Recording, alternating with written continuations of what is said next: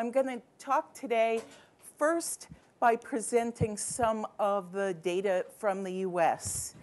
The United States has women underrepresented in computing, and I'll use that term. It's IT, it's information technology, ICT. I'm talking about computing in the broad sense. Like most other countries in the world, women are underrepresented in this field in the United States. And I'll look at it from a few different levels. So first off, what we have is a graph of high school students. In the United States, most high school students, when they are college-bound, will take an exam called the SAT.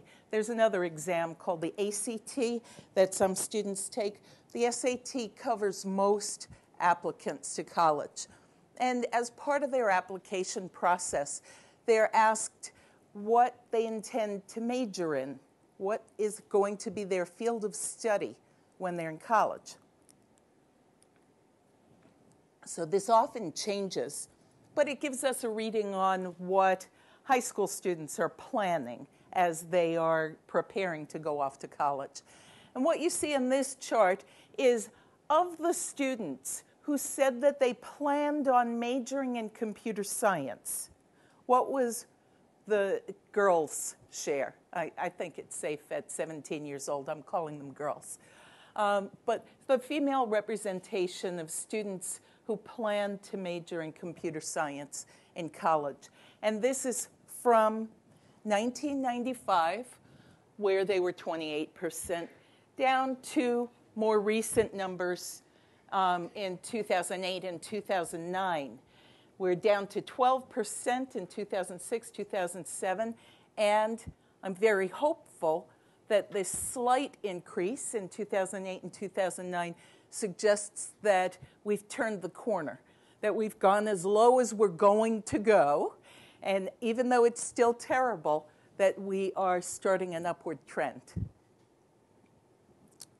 This is another test that many college-bound students take, but it's for those who have actually taken high school courses in computer science and are confident enough in what they've learned that they're willing to take a standardized test in the hope of gaining some college credit for this particular coursework that they've done. It's called Advanced Placement Test. I don't know if you're familiar with that exam. And what we see here are the numbers of advanced placement test takers in computer science, the computer science exam. Now, there used to be two different computer science exams. I've totaled up the numbers because in recent years, there's just one exam. So this is all the students who took computer science examination, AP examination over time. And what you can see is that the numbers have changed in terms of total numbers somewhat over time, but also the female percent of these students has changed. 14% in 1999, 15% in 2001, dropping down to 14%. So it's fluctuating at around 14% over a few years. And then we're starting to rise. 17%, 18%, and last night I looked up the most recent numbers for this. For 2010, 19% of these test takers were female. So again, I'm hopeful. I always like to look for the positive signs. Women's share of tertiary degrees. So this is a college graduation. This is degrees in computer science.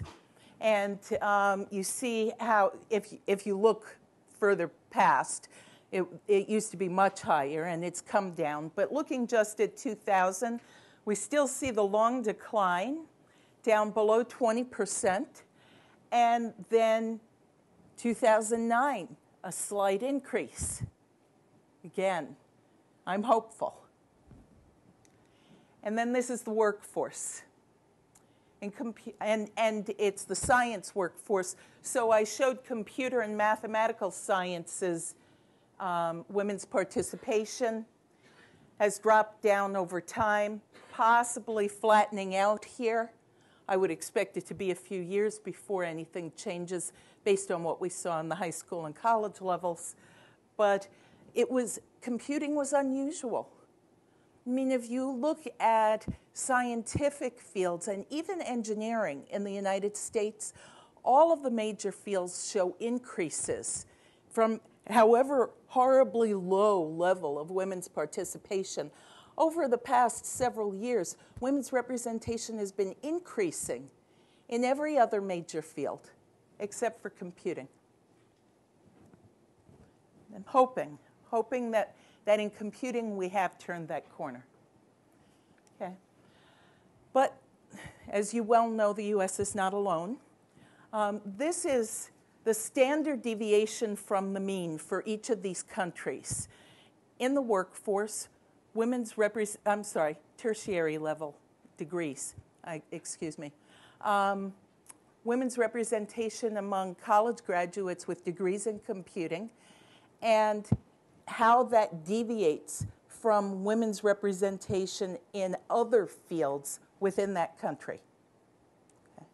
So you see that the United States has a problem, and every country on this board has a problem, because the US, at least, is 2 standard deviations from the mean with computing, women's representation in computing. Turkey, where I don't know the actual representation of women in other fields, so I can't say if it's good or bad. I can only say from this data that women's representation is not so different in computing from what it is in other fields in Turkey. Okay. This is the argument I'm going to make, that if we want to make progress on women's representation in computing, it's important for us to understand what's going on, to act, to make interventions based on that understanding, to assess the outcomes of our actions, our interventions, and that's the way forward. I'll talk a little bit about that. First, about understanding. Okay. So we've got a lot of different theoretical perspectives that are relevant to this issue. I think that underlying all of the different processes that contribute to creating and maintaining women's underrepresentation, you get my own little visual representation of things throughout this. I look for images that communicate the way I think about things. But what we have here, sort of as the fire of what is creating and maintaining women's underrepresentation in computing, are cultural beliefs about gender and about technology. Then, in terms of theories, we have theories that look at individual or group characteristics, and we have theories that focus on environment characteristics, and almost all of the theories describe the way these two things interact. Okay. So there are theories about identity and self-efficacy, and about networks, women having different social networks from men having, and so on, that are all relevant to our understanding of how this process is created, what the process is, how women's underrepresentation is created and maintained. So even with these different theories and the focus on the interaction between individual and environmental factors, it still leaves us with questions about which individuals we need to focus on, which environments are relevant at any particular to explain any particular situation. There are issues of race and ethnicity. Of course, women are not a monolithic group. Neither are men. About whether the same processes at work, at the community level, or in education, or in the workforce. And a life cycle or a life stage approach may help us focus more productively in order to understand what's going on. And we'll hear more about this. I'm not going to try and explain. There's some excellent presentations that you'll be hearing later on today about this. In the meantime, there are a lot of things that we know, that research has already told us. But the question remains about, what do we do with that knowledge? How do we apply it? How do we put it into practice? And of course, the way that we go about this is through designing and implementing interventions.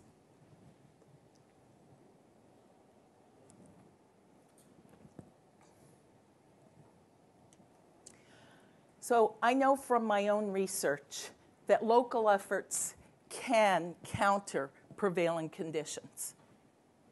I did a study of a large number of undergraduate programs in the United States, and I found that men and women were not retained at the same rate on average, but that gender gap in retention rates varied from one program to another, from one institution to another. And I identified factors that varied with the size of that gender gap. So local conditions were essentially having a huge influence, because it explained more than half the variation, 6 different factors, on whether or not the women and men in their program were retained at the same rates. Local conditions can counter the general environment of beliefs about gender and about technology. Okay. So this next section, I'm going to just give some tips on intervention that are based on my work with the National Center for Women and Information Technology in the United States. This is a picture of their website. So when we're intervening, I think it's extremely important to take our research findings and apply them. Not just, have hunches and pet projects, which is the typical thing, I think. Someone is motivated, they care about this issue, and they think they have a good idea.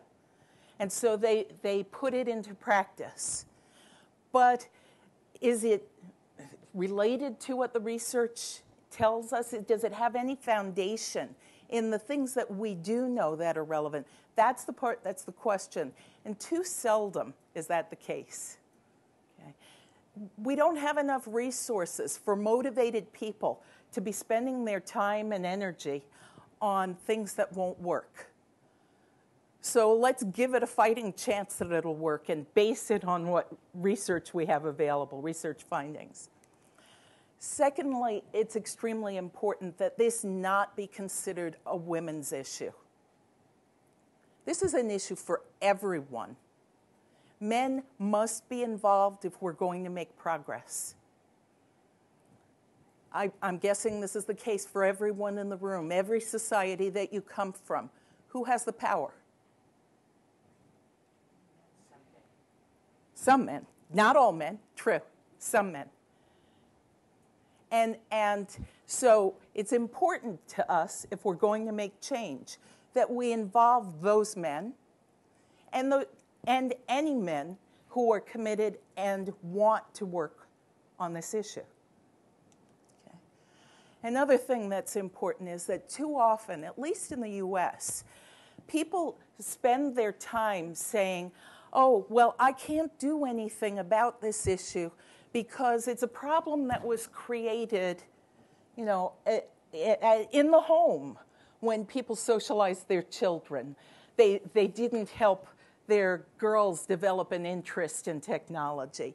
Or it's a problem if I'm at the college level. I'd say it's a problem at middle school level where girls who were interested in science and engineering and technology lost that interest, where they received poor instruction.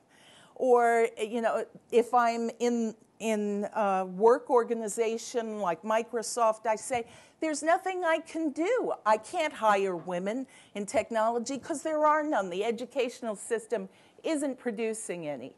And so much time is wasted with people saying, we need to fix that other section of the path to a computing career, that it's just not productive. And I urge you to focus on the area over which you have expertise, over which you have some level of control and influence, rather than pointing a finger back at some other truly probably contributes to this issue, but still, work within the area that you can control.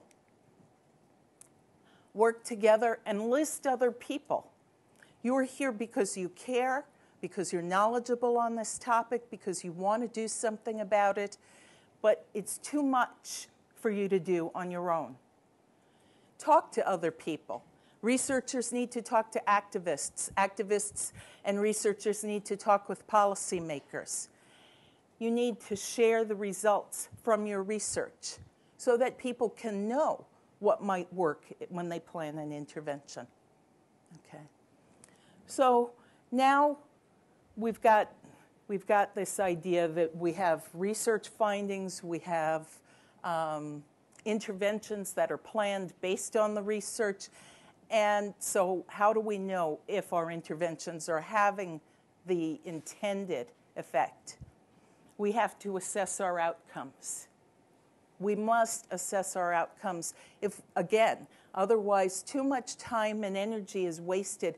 Perhaps the research suggests one thing, you've implemented it, and you can't just go off and assume that that has had the desired effect because reality is too complex.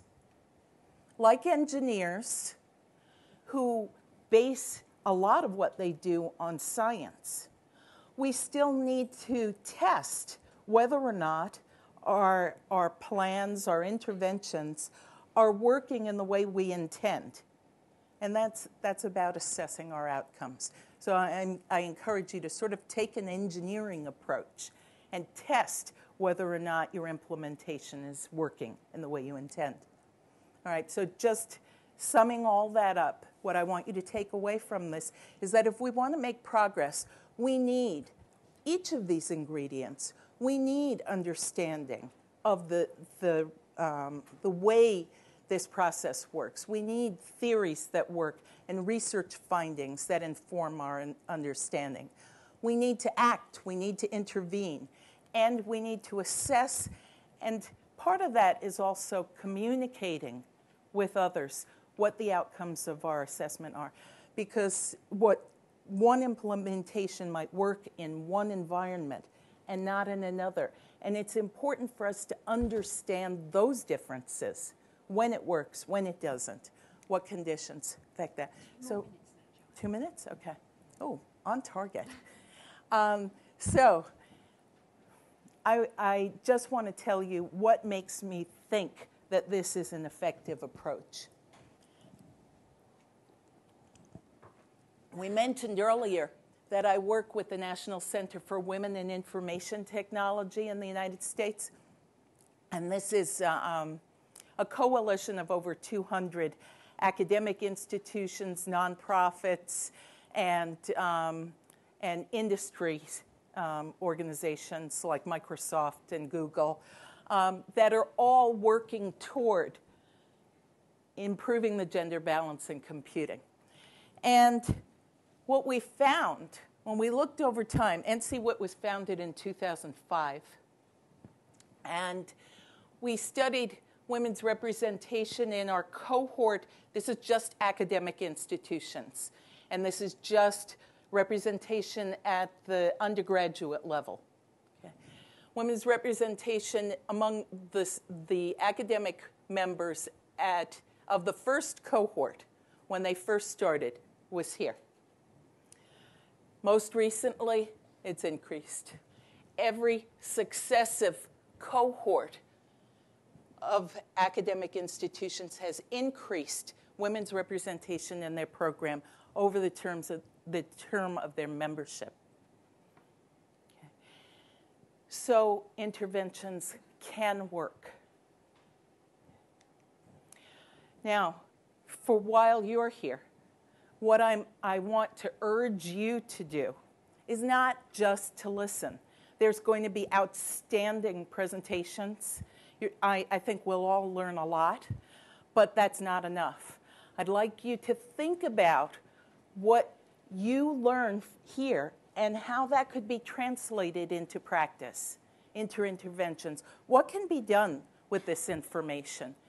I'd like you to consider organizing into supportive communities so that you have other people who you know are interested and you can share what you've learned with them, like we're doing here today. And I'd like you to actually start making plans so that you can act strategically, so that you can assess your outcomes and share your results with each other. Thank you.